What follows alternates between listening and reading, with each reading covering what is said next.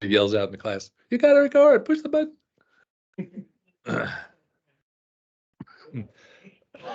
All right.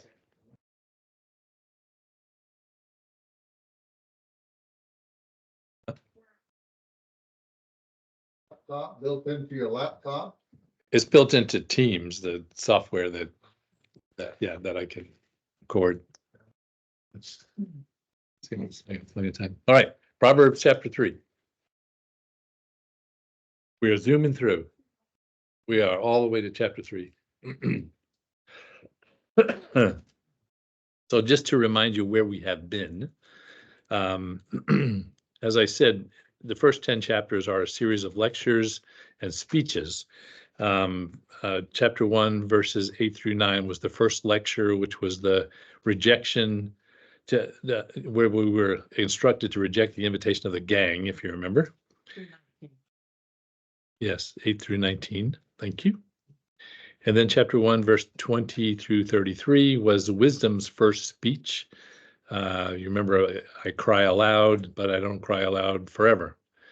And then in chapter 2, verses 1 through 22, which was last time, was this really powerful lesson about if you do this, then you will know this, then you will know this. I did say that I would pause a little bit before we started this week to see if you guys had any comments or questions on last week's lesson, because it was intense. Were there anything come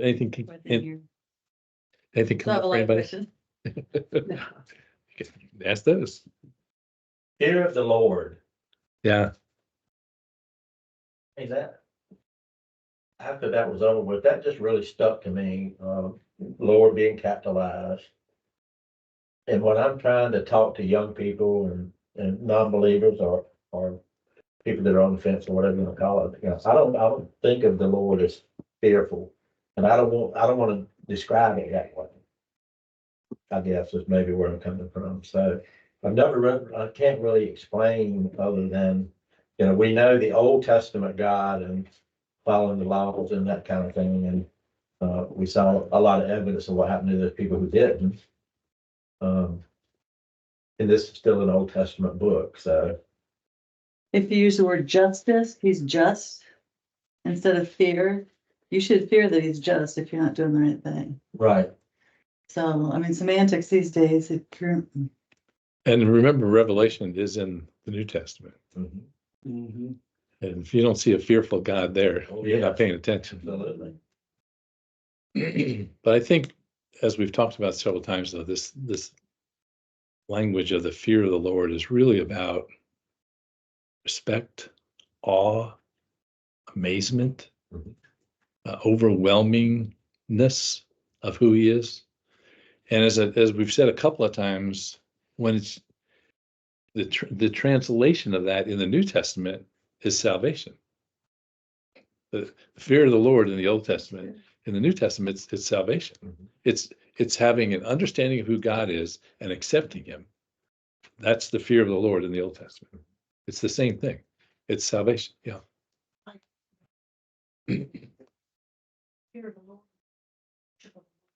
That was submission to his authority in every area of your life. Yeah, and if you do that in the New Testament, it's salvation, right? I'm agreeing with you, but I mean that's the connection between the two. So we shouldn't get overwhelmed with the word fear, because it's one of those words we have pictures around, but it's a very different picture that Scripture lays out of what it means. That's good. You should fear the Lord if you're not saved. Yeah.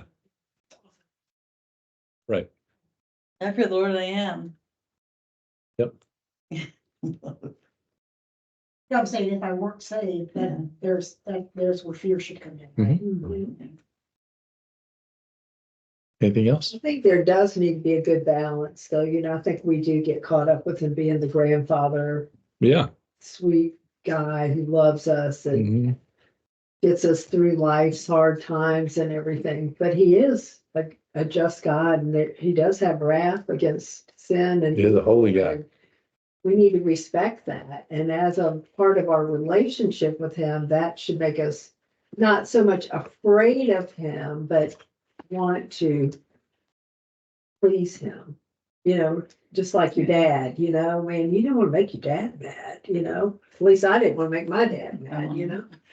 And a lot of it was because I loved him, not because I was afraid of him, you know, but, you know, I didn't want to disappoint him. And I think it's sort of, I would think. It's all connected, yeah. Good. Anything else? Good words. Thank you. I appreciate you bringing them up. All right, so this week we're at lecture 3 in chapter 3. And really the third lecture is really the first 12 verses. We're going to go a little further than that today, but the first 12 verses start off with a series of, you ready? Quatrains. Quatrains being 4 statements.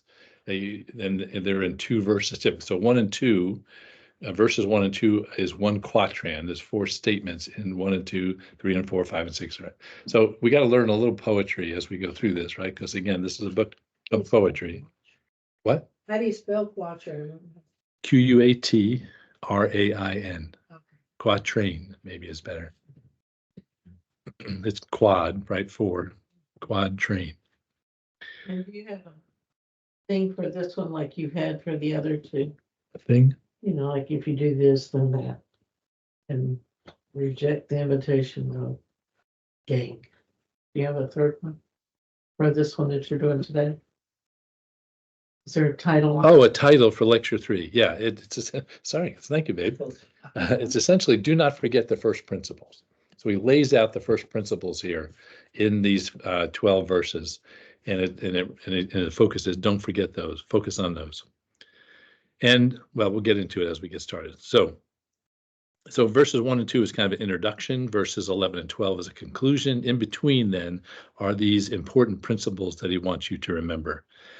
The other thing I will say is you'll notice right in the beginning, it says, my son, do not forget my law, but let your heart keep my commands. If you go all the way to the end to verse 11 and 12, it says, my son, do not despise the chastening of the Lord, do not detest his correction. He connects again, and we've seen this happen before, he connects his words with the Lord's words.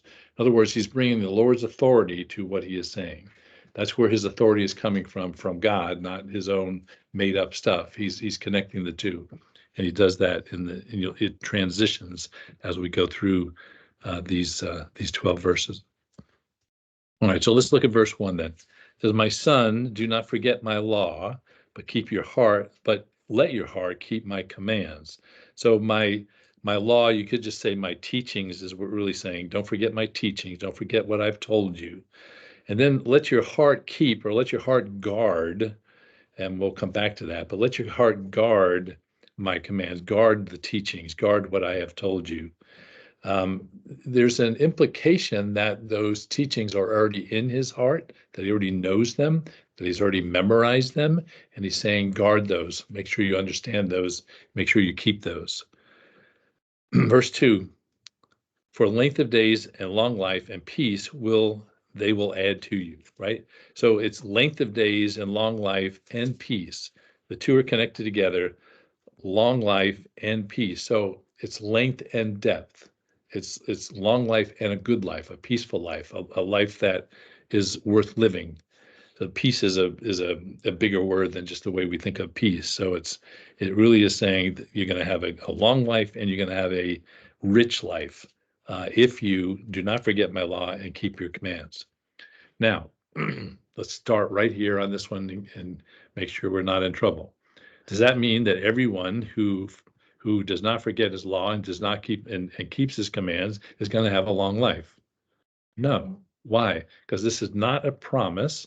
This is a principle. This is a pattern. Okay? He's saying it's best if you do not forget my law. It's best if you keep my commands. Chances are better you're going to live a long life and that you're going to have a good and rich and healthy life. So we're going to get into that in every one of these as we read into them. So make sure you get that right up front. The other thing just to remember, right, this is very similar to the 10 Commandments, say honor your father and mother, right? The only commandment with a promise, the promise being that you'll have long life. So honor your father and mother, do not forget my law, keep my commands, and you will have long life, length of days, in the way that he's saying it here. Quantity and quality, the both are included in verse 2, though. All right, verse 3. Mine says, let not mercy and truth forsake you. Bind them around your neck. Write them on the tablet of your heart. Mine says, let not mercy and truth. Does yours say anything else? Loyalty and kindness. Kindness and truth. Yeah, We're on 3. What? Love and faithfulness. Love and faithfulness. Love and faithfulness. Loyalty and faithfulness. So the reason I let you all do that is because these words are hard to translate, and truth is probably not a good one. Actually, a better is faithfulness. That's probably the best one, and mercy/love is a good translation for the verse. And this phrase that he uses here, mercy and truth, or love and faithfulness, is a phrase used throughout the Old Testament. It's a very familiar phrase to those who read the Old Testament, and it really has to do with your love for others, your mercy towards others, and your faithfulness in doing that. Your steadfastness in being merciful to others, in being loving to others, helping those who are downtrodden, right? That's the picture here of mercy and truth, or love and faithfulness. And he's saying, so again, when he goes back to verse 1, right? Don't forget my law, keep my commands. The big one that he wants you to remember is, let not love and faithfulness forsake you. In other words, don't let that go. That's a big one. That's an important one. That's a key one of the commands and the laws that I give you. Bind them around your neck, write them on the tablet of your heart. So bind them around your neck is, again, let other people see this in you, right? It's a necklace that you would wear to show other people mercy and faithfulness. Let other people know that that's key to you, that's important to you, that you are someone who expresses love and expresses faithfulness in that love. And then write them on the tablet of your heart. Again, we've talked about every time you see the word heart, you should think of the word love. He's saying you need to love that. You need to love mercy and faithfulness. That ought to be so important to you that you just love it. You write it on your heart deep. That is key to who you are. You write them on the tablet of your heart. Love mercy, love faithfulness, love truth, love. Kindness, faithfulness. All right. Already gone past all of that. Yeah, verse 4. And so find favor and high esteem in the sight of God and man, right? Therefore, or find favor. Favor, of course, is not something you go and get. Favor is a positive disposition that others have towards you, not something that can be compelled out of somebody, right? So it's favor, and then high esteem is, again, the way others see you. So this is all about, because you bind these things on your neck, because you have written them on your heart, others see this in you, and they find favor in you, and they see you in high esteem, both God and man, right? Both God and man. It's interesting, if you go to, I'll just give you the reference in Luke 2:52. We have the time where Jesus is young and is being raised up, and one of the expressions that they say there is that he found wisdom and favor in the sight of man and God. Right? It's the same things. Your reputation, right? How others see you.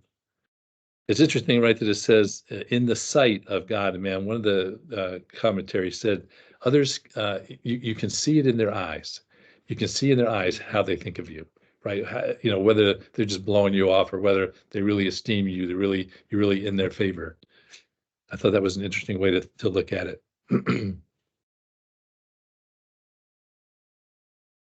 Ding.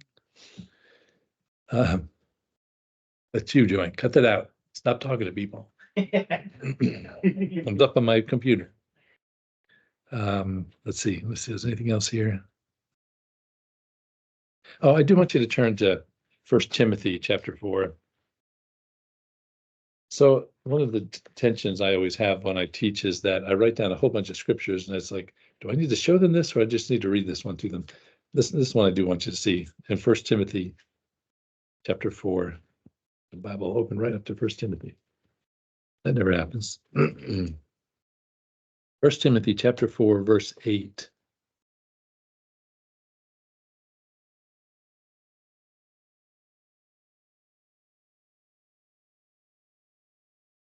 First Timothy 4:8, mine says, for bodily exercise profits a little, but godliness is profitable for all things, having promise of the life that now is and of which is to come. Right? So this idea of finding favor, right? Of binding these things around your neck, of having godliness is profitable not only for this life, not only so that you'll be esteemed in this life, but also in that to come. So in man's eyes and in God's eyes, just being said another way. All right, back to verse 5. Trust in the Lord with all your heart, lean not on your own understanding, in all your ways acknowledge him, and he shall direct your paths. Now, different from the other quatrains, this one actually has three entreaties, if you will: trust, lean, acknowledge, right? And one, one response, which is he will direct your paths, where the others were kind of split in half. So the first thing is trust in the Lord with all your heart, rely on him, have faith in him. He is your sense of security. Again, trust in the Lord with all your heart, right? Again, the word love should jump out at you. So you should love trusting in the Lord. You should love the Lord, right? That's all in that statement. Lean not on your own understanding. Lean not on your own thinking. Now, in Romans 3:11, it says, no one understands. No, everyone is wicked in their own eyes, right? No one understands. It said, don't lean on that dumb understanding that you think is so important. And one thing to get out of these two verses is this is an either or thing. Trust in the Lord or lean on your own understanding. It's not a let's do some of the little and some of the odd. It's an exclusive. He's saying, no, you need to trust in the Lord. Stop leaning on your own understanding a little bit. And what we like to do is we trust in the Lord sometimes, but then most of the time we just try to figure things out for ourselves. And he's saying, stop doing that, right? If you really want to find favor and esteem, if you really want him to direct your paths, as the end of verse 6 says, right? Trust in the Lord, lean not on your understanding. In all your ways acknowledge him. So not only is it exclusive that you should do this all the time, but you should do it in all your ways, right? It's inclusive of everything. I like the word I have better than acknowledge, submit. Because you can acknowledge something, but to submit Yeah, to acknowledge is probably a terrible word. Submit. Submit is good. Another good word is love, right? In all your ways, know him. In all your ways, submit to him. It's a good word, right? Acknowledge just sounds like, oh yeah, I know who God is. No, the word here is way richer than that. It really, the best translation is to know him. In all your ways, know him. In all your ways, be connected to him. In all your ways, lean on him. In all your ways, like not on your understanding, lean on him. Rich, Yeah, what was the Romans verse again? Thank you. Romans 3:11. There's no one that understands. Thank you. Yeah. But in all your ways, know him. In other words, he's saying have a personal, intimate experience with him.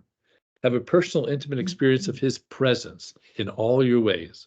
Always recognize his presence. Always recognize he's there and he is to be trusted in.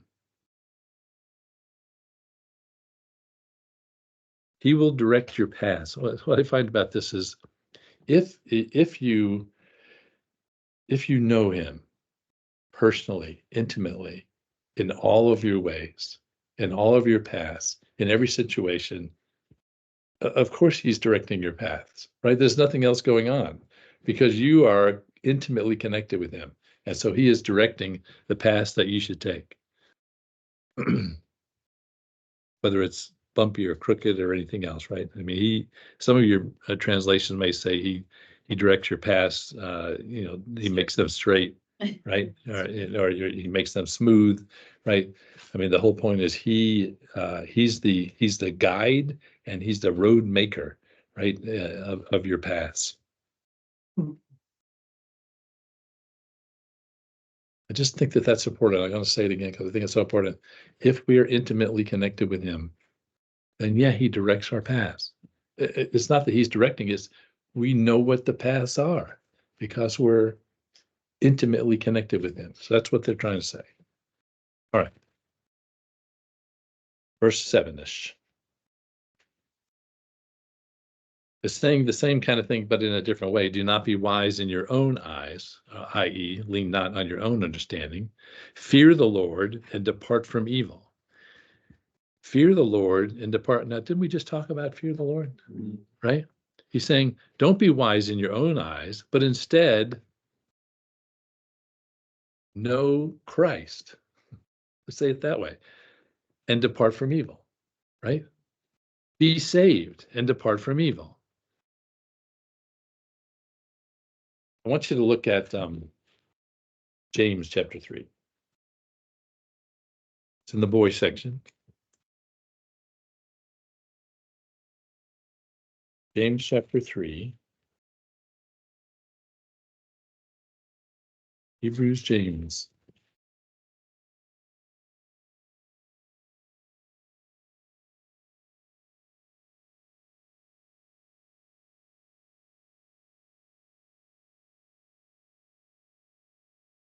As you're getting there, let me just remind you what this said.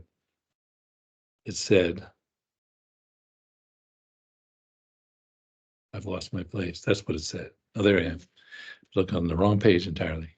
Right? Do not be wise in your own eyes. Fear the Lord and depart from evil. Well, look at James chapter 3, verse 13. It says, who is wise and understanding among you?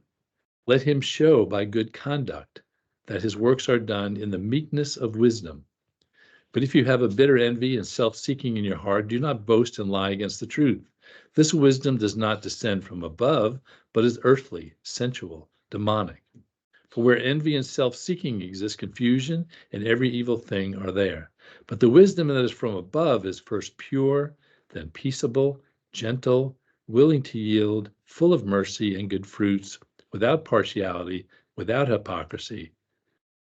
Now the fruit of righteousness is sown in peace by those who make peace, right? But this description in verse 17 of wisdom is everything that we've been reading about here in Proverbs, right? Peaceable, gentle, full of mercy, without partiality, without hypocrisy, right? And as you know, the verse that we just read, that the fear of the Lord and depart from evil, right? There's no evil in it. There's no envy in it, no strife in it, as it says there. So again, I'm just trying to connect what is being said in Proverbs with the teachings that we know in the New Testament. Very clear teaching about wisdom here is very, very connected to what we're reading here in Proverbs. Don't be wise in your own eyes. Fear the Lord. Be saved. Depart from evil. It will be health, verse 8, it will be health to your flesh and strength to your bones. Now, unfortunately, that phrase doesn't come across in the English like it does in the Hebrew, because it's again one of those expressions in the Hebrew. Somebody have the word navel there. Verse 8. It really says from your navel, it will be the health and the strength of your bones. Again, this is an expression in the Hebrew that means all of you, your whole self, from your navel to your bones, from your outside to your gut, from the top to the bottom, from your head to your toes. You're going to be healthy and strong if you're not wise in your own eyes and you fear the Lord, you depart from evil, then you will have a rich, healthy, abundant, strong life. That's what's being said.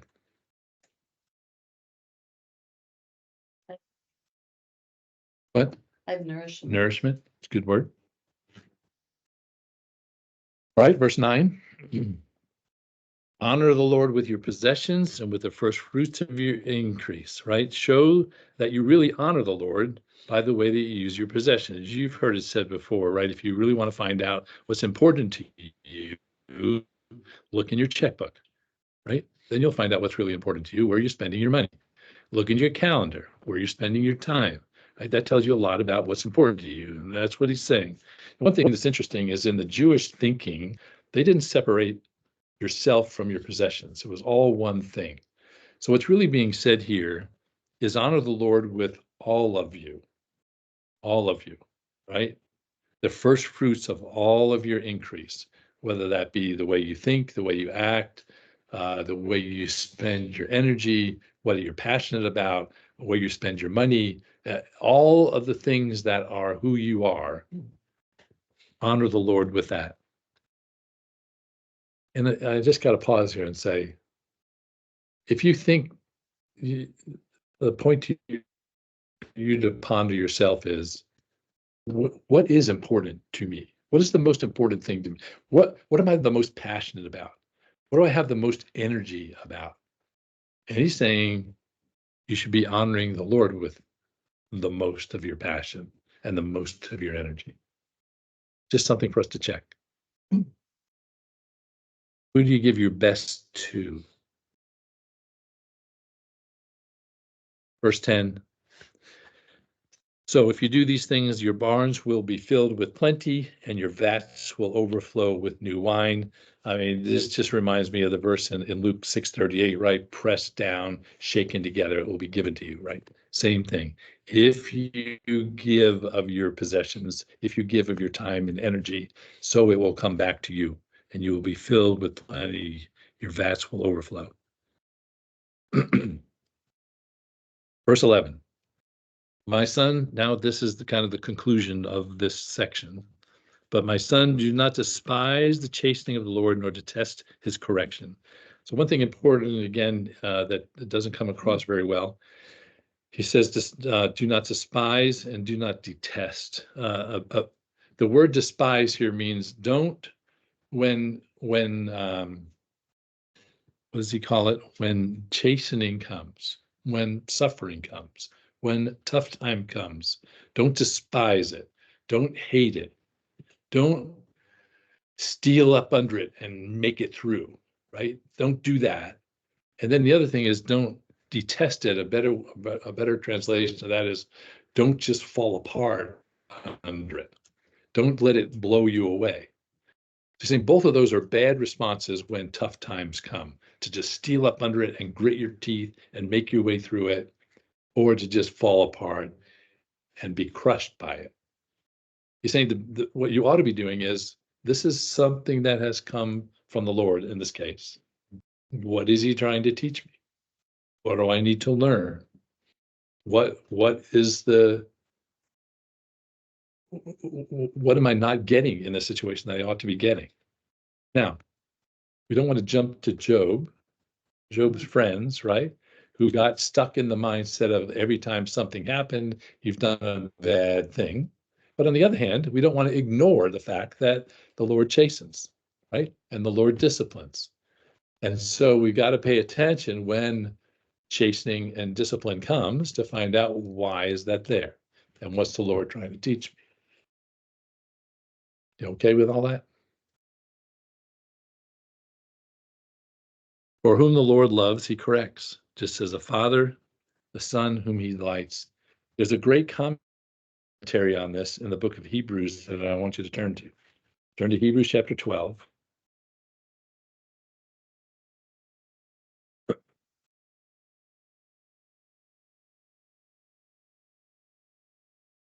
Verse 3.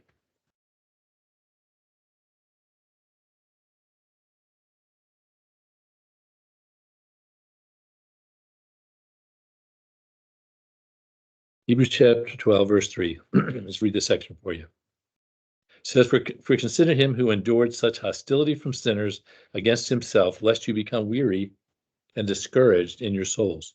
You've not yet resisted to bloodshed, striving against it. In other words, you've not yet been killed.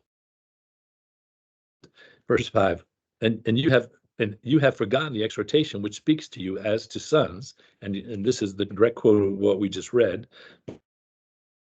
Son, do not despise the chastening of the Lord, nor be discouraged when you are rebuked by him. For whom the Lord loves, he chastens and scourges every son whom he receives. Verse 7, and if you endure chastening, God deals with you as with sons. For what son is there whom a father does not chasten? But if you are without chastening, of which all have become partakers, then you are illegitimate and not sons. Furthermore, we have had human fathers who corrected us, and we paid them respect. Shall we not much more readily be in subjection to the Father of spirits and live? For they indeed for a few days chastened us, but he for our profit, that we may be partakers of his holiness. Now no chastening seems to be joyful for the present, but painful. Nevertheless, afterward it yields the peaceable fruit of righteousness to those who have been trained by it. Okay? Some chastening comes from the Lord. Some discipline comes from the Lord. Some stuff comes from him. And it's our job to bow before him and ask, what? Why? What do I need to learn? What do I need to change? What attitude is wrong? What steps have I taken that are in the wrong direction? Sometimes he says, it's not you, it's me.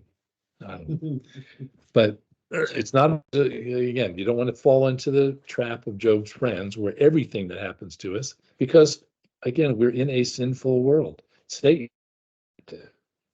does stuff, right? But don't ignore the chastening either. Don't ignore the discipline. That's all I'm trying to say. Make sure you pay attention. In Job, by the way, there's there's a cool statement. I don't have the whole thing written in 5:17 and 18. It essentially says, he who he bruises, he also binds up. Right? He who he chastens, he who he disciplines, he also repairs and takes care of and helps to move forward. So that's a pretty cool, in the middle of Job's problems. All right, so that is the third lecture 3, right, about first principles. And again, he's saying to to his son, don't forget these.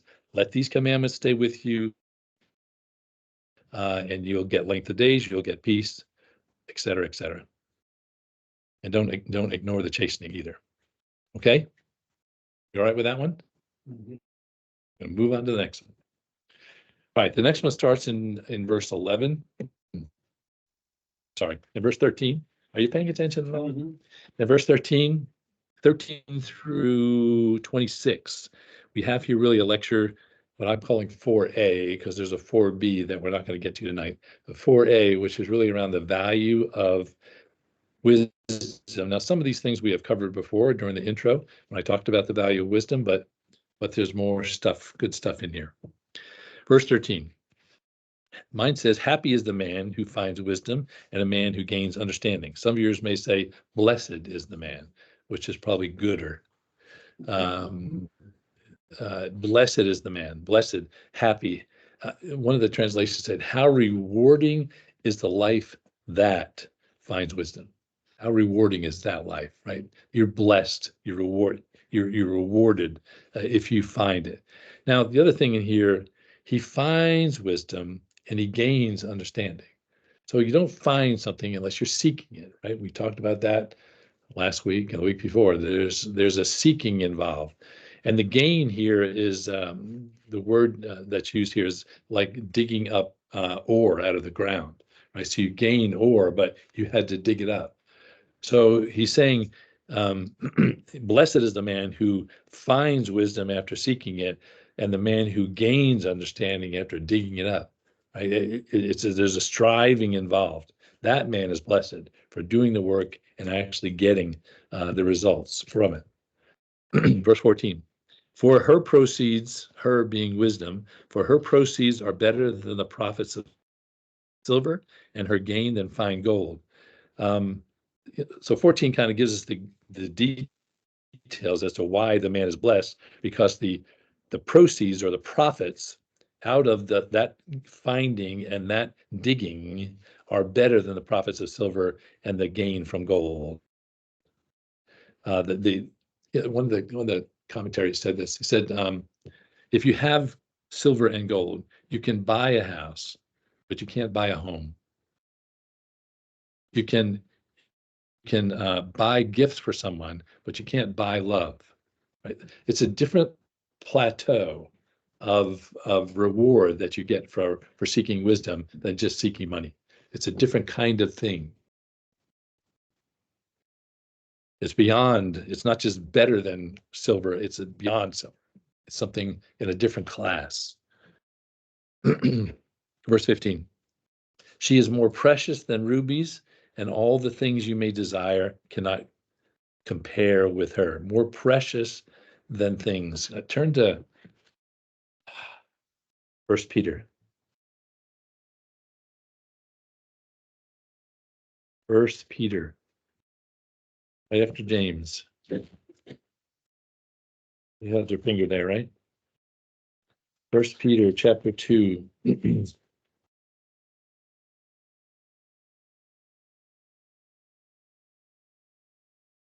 1 Peter chapter 2, verse 6.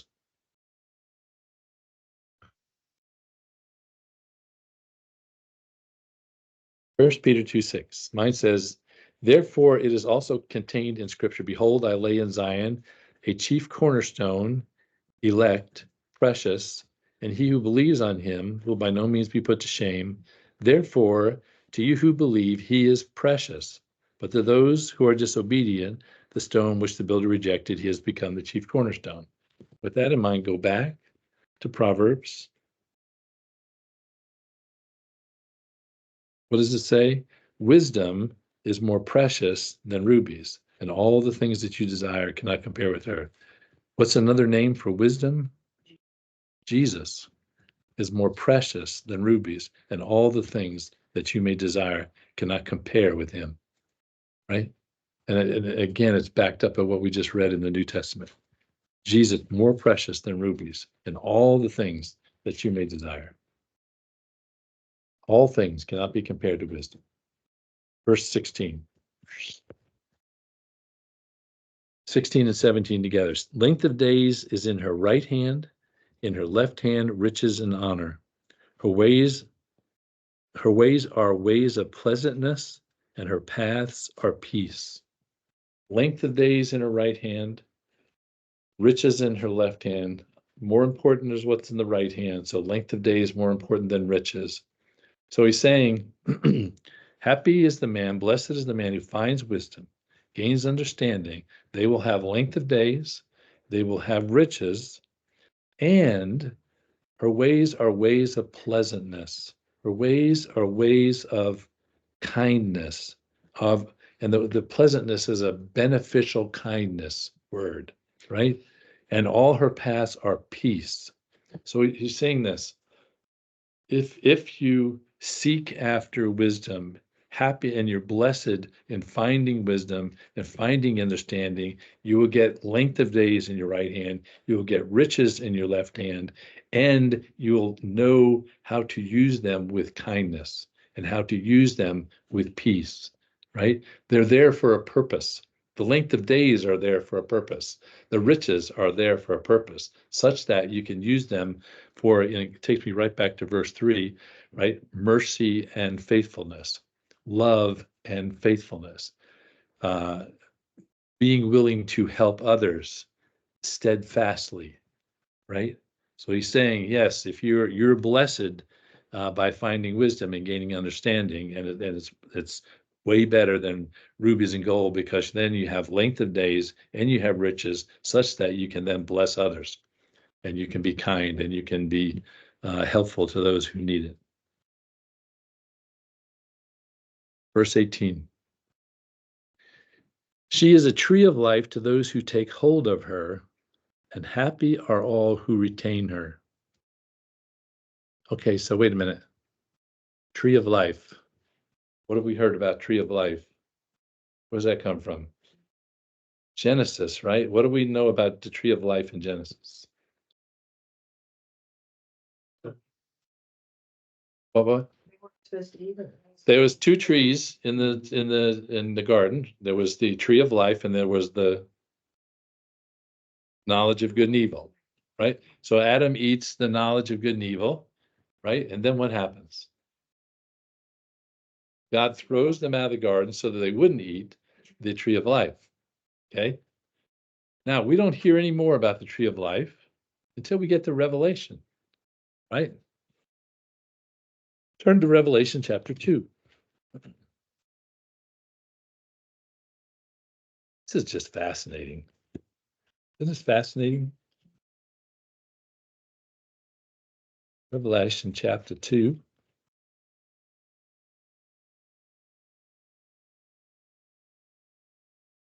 Verse 7. So here we are in the midst of him talking to the churches. In verse 7, it says this, chapter 2, Revelation, chapter 2, verse 7. It says, he who has an ear, let him hear what the Spirit says to the churches. To him who overcomes, I will give to eat from the tree of life, which is in the midst of the paradise of God. Also look at Revelation chapter 22, beginning and the end of the book. Revelation chapter 22, verse 14.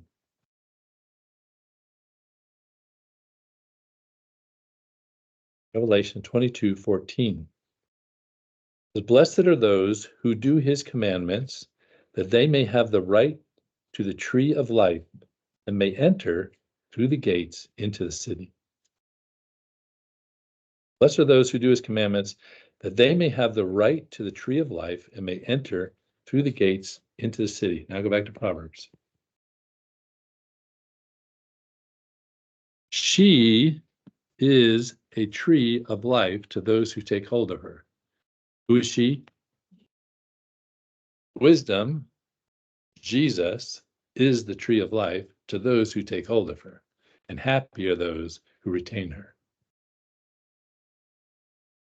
Jesus is the tree of life to those who take hold of her. If you take hold of Jesus, right, then you're happy. Then you're blessed. I just find that an amazing connection, right? Wisdom is a tree of life. Jesus is the tree of life. You take hold of that tree, then you get entry into heaven, it said in Revelation. Then you get entry into the gates. Now, so in verses 13 through 18 that we've just covered, we looked at wisdom and its relationship to humanity, right? If you find wisdom, you'll be happy. You'll have length of days and riches in your right and left hand. If you grab hold of the tree of life, then you'll be saved. You'll get into heaven, right? In verses 19 and 20, it actually turns a little bit and looks at the relationship between wisdom and God. Look what it says in 19. The Lord by wisdom founded the earth. By understanding, he established the heavens.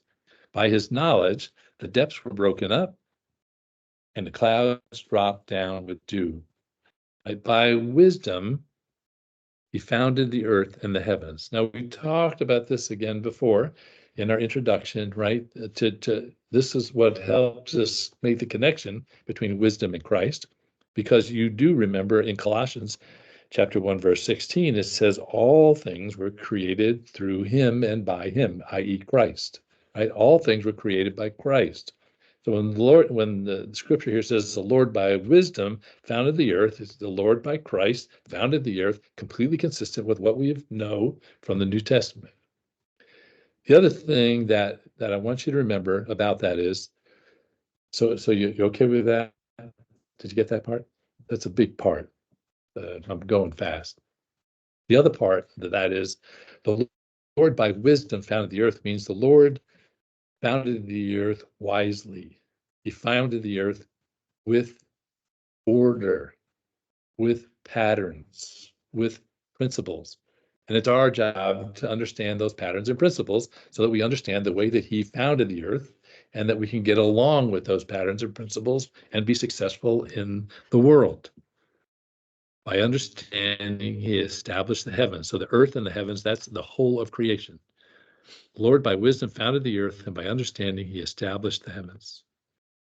And then verse 20, by his knowledge, the depths were broken up and the clouds dropped down with dew. The implication of this verses are that he also sustains creation. Okay, he created the earth and the heavens, and then by his knowledge, the depths were broken up and the clouds dropped down the dew. In other words, it rains and the earth is sustained. The saying here, by wisdom the earth was created, and by wisdom the earth is sustained, and the creation is sustained by him.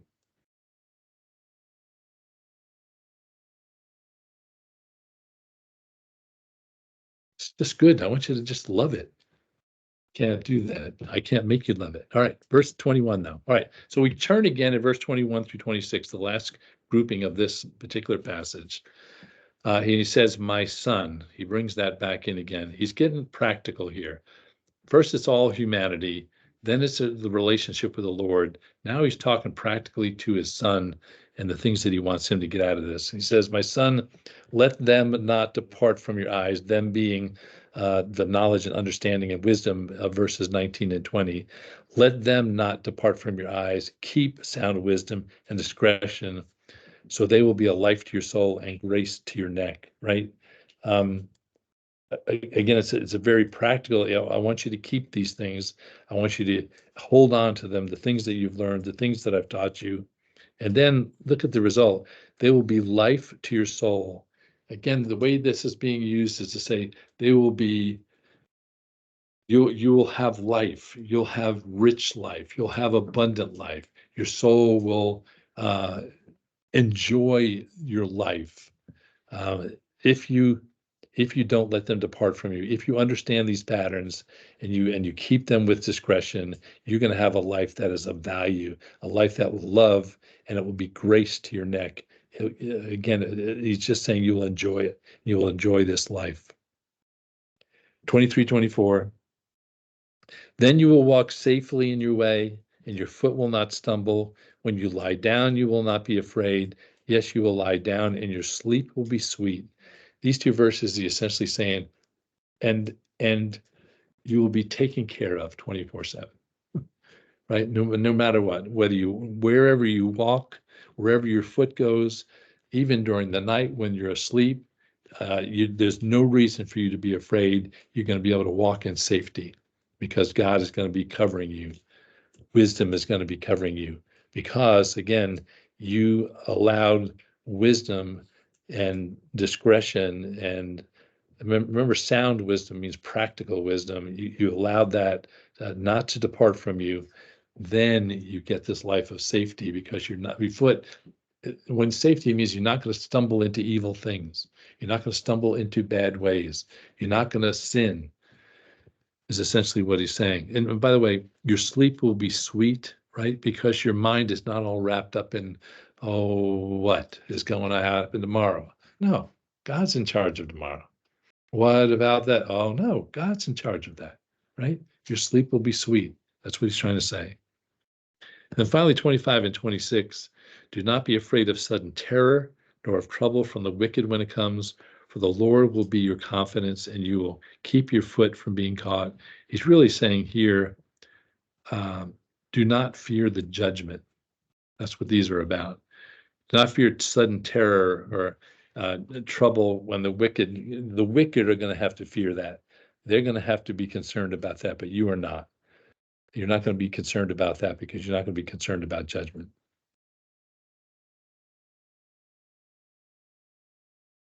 Okay, that's all I'm doing tonight.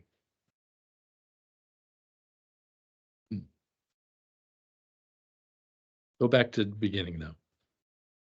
Verse 1, do not forget my law. Let your heart keep my commandments for length of days, long life, and peace. Let not mercy and truth forsake you. Bind them around your neck. Write them on the tablet of your heart. So find favor and high esteem. Trust in the Lord. Lean not on your own understanding. In all your ways, know him, and he will direct your paths. Don't be wise in your own eyes. Fear the Lord. Depart from evil. There'll be health to your flesh, strength to your bones, etc., etc. For the Lord will be your confidence. Mm-hmm. That's where it all comes from. You can rely on him. You can trust the Lord with all your heart. Yeah.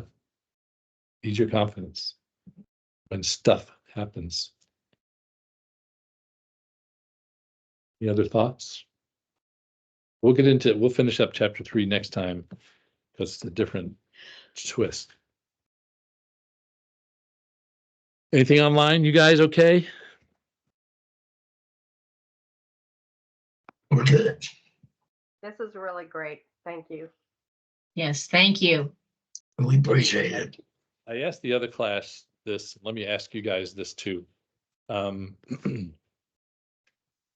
finding the study of Proverbs to be really hard. The preparation for these lessons to be more time consuming than I've had to do in other things. So I would just appreciate your prayers, right? That God will allow the stuff to jump out that he wants you all to hear. So that I don't want to just go through stuff so that we get through it and go on to the next one. I want to make sure God's saying, no, don't miss verse 22. That's the key verse. I'm just making up a verse. Don't miss that one, right? I want him to jump out and tell me that. So I'd appreciate your prayers along those lines. Speaking of which, let's move to prayer time. Stop the recording, see?